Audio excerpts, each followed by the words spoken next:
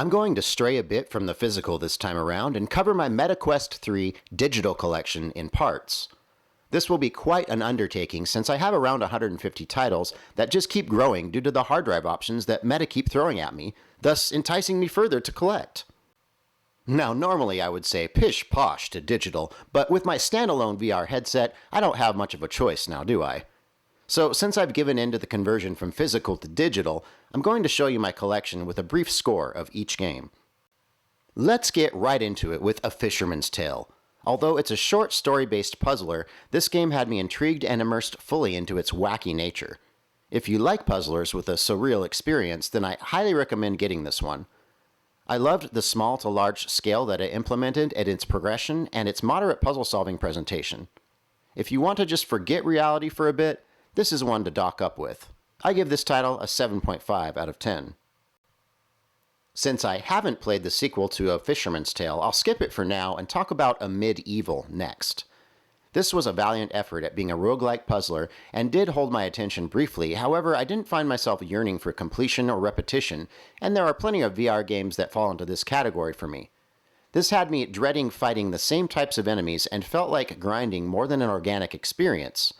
Also, it's a bit dungeon crawly for me, which can be fun in small doses, but not so much here. Overall, I don't really recommend it and advise you to save your money for titles that offer more. I give A Mideval a fair score of 6 out of 10. I'm going to skip over my next title, which is Ancient Dungeon, for a few reasons, one being that I only have the beta version, and two, that I haven't given it enough time for a proper score. My first impression is that it was moderately fun and similar in style to Minecraft meets Dragon's Lair type of gaming. I am interested in playing this more, however, in the future. That takes us to Angry Birds VR, Isle of Pigs. I can say that being an Angry Birds fan when they dropped on the phone was a joyous time in my life that killed quite a few hours. So how does it translate to the world of VR? My response? Incredibly well. I had the same wanting to play more and I had the same levels of interest as I progressed. I was pleasantly surprised how much I liked this game. I think the destruction of 3D structures plays a role in its appeal, and the cartoon-like graphics cater to the kid in me, so do I recommend it? That would be an enthusiastic yes. And the price is reasonable, so overall, Angry Birds strikes a happy chord with a hoot, a bird, and a finch. All you music lovers out there, let me know if you caught that reference. Angry Birds gets a solid 8 out of 10. Since our next game, Apex Construct, has had the visual reboot on Quest 3, it entered back onto my radar as a game I wanted to revisit. I'm glad I gave it another chance because initially I would say it's a fair game, but the visual boosts and a second look has brought it up a notch in my preferences. I've always liked bow and arrow mechanics if they're done right, and this just feels smooth, accurate, and safe with the trigger shield option. Is it a perfect game now? Not exactly, but it does put you in a believable world and might even give off some Horizon Zero Dawn vibes, which is never a bad thing. Now, I liken it to that game, but it is definitely in its infant stages of comparison. So as a whole, was this worth getting? The price has been fairly affordable, and I would recommend waiting for a sale on this, but if you do happen to get one, it's around a 7 out of 10 for me. Next up is Arizona Sunshine. Now, I'm a huge zombie fan, and I have quite a few titles in the genre, but I'm not taken back by this one. It's, as I call it, the poor man's Walking Dead. There is a pretty large fan base that I see for this game, and I'm happy that it has fans, but would I recommend it? Not really. There's some trekking to do here, and it seemed more like chores than good times to me. I never really felt intimidated by the zombies either.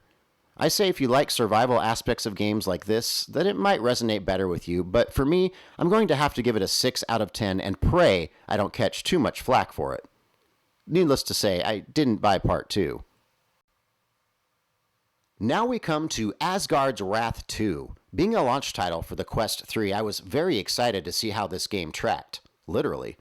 Initial impression is good. Since I haven't ever played the first one due to scarceness of availability, I can't compare it to its predecessor, but I can say I do like what's been accomplished here. It feels like the next step in VR gaming, and again, like an infant God of War clone. Graphics are on point for the new system, and gameplay is addicting to say the least. When I find myself interested in the story as much as I was here, I think you can say that this game accomplished new standards for the VR. Even if you don't like these style games, you have to appreciate its effort. I had a blast playing this story-driven game, and I give it a well-deserved 8 out of 10. Was I worried when I saw Assassin's Creed take to the VR? Why, yes, I was, and in all fairness, with good reason. I own just about every Assassin's Creed game to date, and these games are huge with content, so how are they going to fit such a grand-scale game to the Quest? The answer to that is that they didn't. Did they provide an experience that puts you in that world, however? And the answer to that is yes. I refer to this game as Assassin's Creed Jr., a minor introduction to what you do in this game.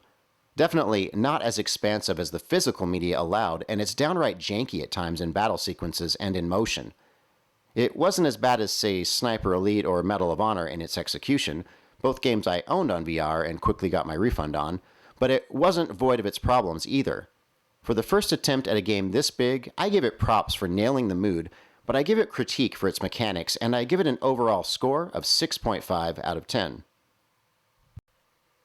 Anymore, it seems like devs are trying their best to bait you into buying their products, but the game with the name of the intended outcome wasn't all that bad. It's a relatively free download that you can put a little cash into, but come out with a lot. I would never say I was a huge fan of fishing simulators, but this one changed my opinion that fun was to be had in this field of gaming. Its cartoon-like feel really sets it apart, and I feel like I was getting a lot of bang for my buck as I casted not only my reel, but my gameplay to my friends. It's a fun romp that I think most people could hop right in and enjoy, just as long as you're not squeamish about worms. I give Bait a 7 out of 10. Anyone remember the days of Conan the Barbarian and Yor the Hunter from the Future? Well, today we have a modern take on that atmosphere in a game called Barbarian. It's a realm-taking, cartoonish take on battle with axes, bows, and rocks. Yep, you heard me correctly, rocks. I have never backed down a brute with a rock, but in this game, I can pulverize my opponent with one until the Philistine is dead. It is very upgradable also, and this means a lot of time figuring out your attack plans. Fun to say the least, but not so impressive as, say, Asgard's Wrath 2. If you can get it for around $15, I would say that it's the sweet spot. I'll give this one a 7 out of 10. Okay, this last and final game is world-renowned and probably one of the most popular games in VR. We're talking about Beat Saber. And if you want a challenge and a workout, this is your go-to for sure. Lots of music pack options, cool environments, and rhythmic swordplay seals this game down in the VR Hall of Fame. My personal take is that it is enjoyable, but not a perfect game for me. If you really want to spend some time with it, you can be great at it. If you have physical limitations, however, it can prove taxing to the body. Since I fall into this category, I don't believe it opens up the full potential that it could have to just anyone. So, do I have a personal biased viewpoint on the game? Well, I think I'm slightly biased for different reasons on every game in this list, so it doesn't pain me too much to give it a 7.5 out of 10. There you have it, my first 10 VR games in a huge list to come. Do subscribe if you'd like to see more quick game reviews in the MetaQuest library. I'm adding to this list monthly, so I will continue to do reviews even after my main collection is exhausted. Thank you, gamers and reality busters alike. Cheers!